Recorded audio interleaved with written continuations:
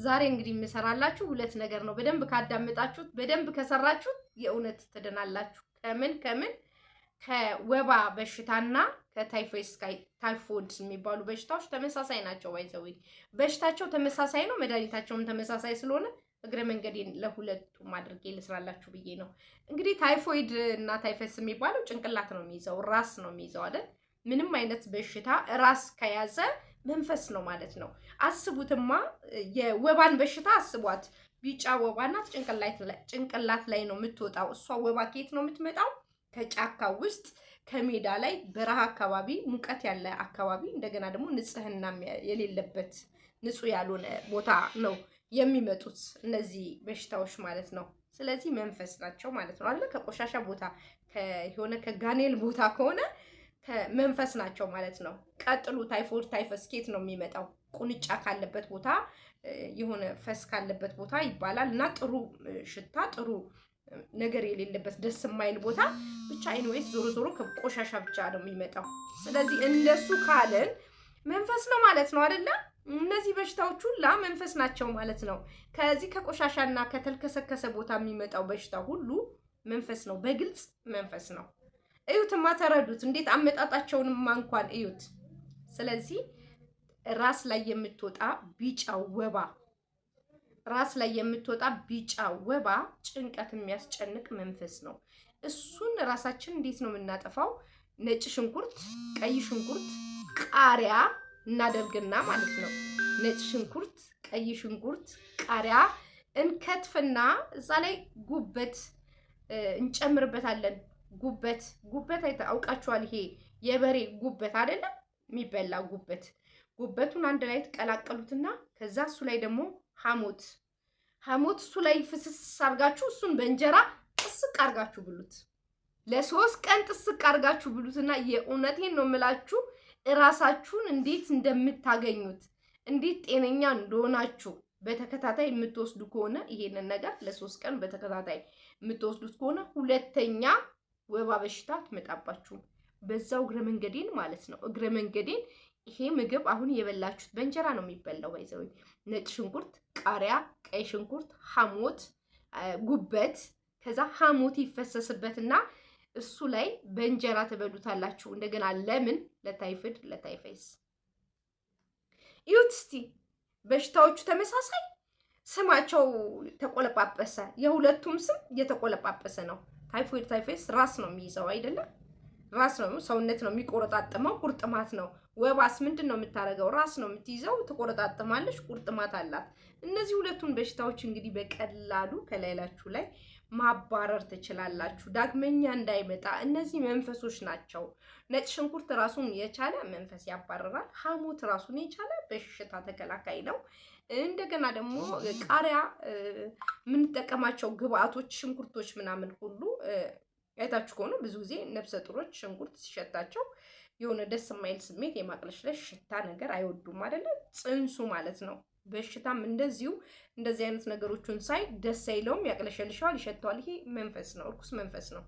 እና እነዚህን ደግሞ በእንጀራ በደንብ አድርጋችሁ ጥስቅ አድርጋችሁ ስትበሉ ራሱን የቻለ ብዙ ነገር ይከላከላል ማለት ነው። እስቲ አርጉትና እናንተ ብዙ ጊዜ አይታችሁ ከሆነ ወባ መድኃኒት አላት፣ ቢጫ ወባ የላትም። በየጊዜው ትነሳለች። ምን ሲመጣ? ብርድ ሲመጣ ነው፣ የሆነ ነገር ሲመጣ፣ ፀሐይ ሲነካን፣ ሲርበን ምናምን በቃ እንደዚህ የሚያደርግ ሁሉ በሽታ ነው ማለት ነው። ታይፎይድ ታይፈስ መቼ ነው የምትመጣው? ሲርበን፣ ሲቸግረን፣ ስንጎሳቆል፣ ኑሯችን ጥሩ ካልሆነ በቁንጫ በትኋን ባይጥ ምናምን ነው የሚመጣው። ይሄ ምንድን ነው ባይጥ የሚመጣው? መንፈስ ነው። እና እንደው ዝም ብለን ካየናቸው በሽታዎቹ ሁሉ ኬትም ወዴትም አይመጡብንም ማለት ነው። እና እነዚህን በሽታዎች ካወቅን እኛ ደግሞ በቀላሉ ማስወገድ፣ በሽታችንን መንከባከብ የራሳችን ፋንታ ነው። የራሳችን ሐኪም ቤት ለምኑም እየሮጣችሁ ሕክምና አትሂዱ። ራሳችሁ ቤታችሁ ውስጥ ራሳችሁ ከዛ እሱን ምጥስቅ አድርጋችሁ ከበላችሁ በኋላ ባዶ ቡና በጤና አዳም ሞቅ አድርጉበትና ባዶ ቡና እስኪጥም አድርጋችሁ ጠጡት። የእውነት ከዛ ከተነሳችሁበት በሽታ ቷ ብሎ ነው የምትነሱት። ቡናው ቡና ነው፣ ጤና አዳም ነው። እነዛ መንፈሶች እዛ ጋር ተገለዋል። ከዚህ በኋላ በሽታ አያጠቃችሁም። ግን ለስንት ቀን ነው? ለአንድ ቀን አይደለም የሚሆነው፣ ለ3 ቀን ነው። ለ3 ቀን ነው። እዚህ ጋርና እዚህ ጋር ነው የሚያስጨንቀው፣ እዚህ ጋር ነው የሚያስጨንቀው። ማዞር አለው፣ ማቅለሽለሽ አለው፣ ከዛ ደግሞ ማንቀጥቀጥም አለው አይደለ? እና ታዲያ ይሄ እንዴት ነው መንፈስ የማይሆነው? ዝም ብላችሁ ስታዩት እንኳን መንፈስ እንደሆነ እኮ ይገባናል አይደለ? ዝም ብለን እንኳን ስናየው ብዙ በሽታዎችን ይዋቸውማ። አብዛኛውን በሽታዎች መድኃኒት ሲወሰዱ ሲወርዱ፣ ሲጨምሩ፣ ሲቀንሱ ምናምን ምንድን ናቸው? ለእነዚህ መፍትሄ እኮ ጸሎት ነው። ጸሎት፣ ንስሐ፣ ጸበል መጠጣት፣ መቀጥቀጥ በጸሎት እንጂ ስኳር፣ ግፊት፣ ገለመሌ ምናምን የሚባባሉት ሁሉ በአመጋገብ ችግር ይመጣሉ የተባሉ ነገሮች ሁላ መንፈስ ናቸው እንጂ መቼም ሁላችንም አመጋገባችን እያስተካከልን እየበላን አይደለም። እኔ አሁን አመጋገቤን እውነት ብትጠይቁኝ አስተካክዬ በልቼም አላውቅም። ያገኘሁትን የተሰጠኝን ነው የምበላው። የሰራነውን እንደ ኢትዮጵያዊ ያገኘነውን ነው የምንበላው። ምንም የተለየ ነገር ኑሮት አይደለም። ብቻ ላይላችን ላይ በሽታ አይጥፋ የተባለ ይመስል መንፈሶች ናቸው እየቀያየሩብን የሚመጡትና ይሄንን ካደረገን ምንም እማንድንበት ምክንያት የለም። እግዚአብሔር ይማራችሁ። ቅዱስ ገብርኤል የቁልቢው ገብርኤል ይማራችሁ። የምናገረው ነገር ሁሉ መድኃኒት ያርግላችሁ። መሬት ጠብ አይበል። እስቲ እናንተ አስባችሁ በደንብ ለልጆቻችሁ ብትሰጡ ምን ችግር አለው? መቀነስ እኮ ነው። ለምሳሌ የምንጨምራቸውን ግብአቶች ለልጆች የሚሆን መመጠን ነው እንጂ ለልጅ ይሆናል ለምን ይሆናል አትበሉ።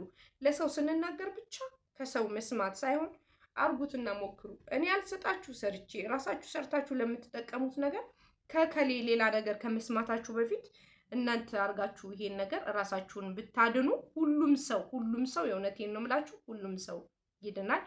ይሄንን አድርጉ። እንግዲህ ታይፎይድ እና ታይፈስ ከዛም ሲቀጥል ወባ ዛሬ ከሌላችን ላይ ደህና ሰንበት ብለን ሸኝተናታል፣ አጥፍተናታል። ቀጣይ ደግሞ በጣም ምርጥ ሌላ ለአስምና ሳይነስ ያለባቸው ሰዎች ደግሞ እንሰራለን። እሱን ደግሞ ቀጥለን ስናዘጋጅ ደግሞ እሱንም እያዘጋጃችሁ ሁሉንም እያዘጋጃችሁ ግን ሰብስክራይብ አድርጉ። ለብዙ ሰው ለ10 ለ20 ሰው ሼር አድርጉ። ምክንያቱም ያልደረሳቸው በበሽታው እየተሰቃዩ ያሉ ብዙ ሰዎች ስላሉ ለነሱም እናድርስ። እናንተም እግዚአብሔር ይማራችሁ። እድሉን በደንብ አድርጋችሁ ተጠቀሙ። ቴክኖሎጂ ስለሆነ ነገ ተመልሳችሁ ላታገኙ ትችላላችሁ፣ ሊጠፋ ይችላል። ሲቀጥልም ደግሞ ሊዘጋ ስለሚችል ጻፍ አድርጉት፣ ወረቀት ላይ ያዝ አድርጉት። ለብዙ ነገር ይጠቅማችኋል። ያው ከፍለን የምናገኘው ነገር አይደለም። እዚህ ላይ በስልካችን ቤታችን ቁጭ ብለን የምንጠቀመውን ነገር በደንብ ኢምፖርታንት ነው፣ ይጠቅማችኋል። ስለሚያስፈልጋችሁ ዛሬ ባትታመሙ ነገ ትታመማላችሁ። እናንተ ባትታመሙ ደግሞ ጎረቤት ይታመማል። ለጎረቤት ለብዙ ሰው ትደርሳላችሁ ማለት ነው። ስለዚህ ይሄንን ለብዙ ሰው ሼር አድርጉልንና ዩቲዩቤን ሰብስክራይብ አድርጉ፣ አጫውቱልኝ፣ አዳምጡት። ትንሽ ሰዓት ተባረኩ፣ ብርክ በሉልኝ። እግዚአብሔር ደግሞ የማራችሁ ምሕረትን ያምጣ። ወዳችኋለሁ።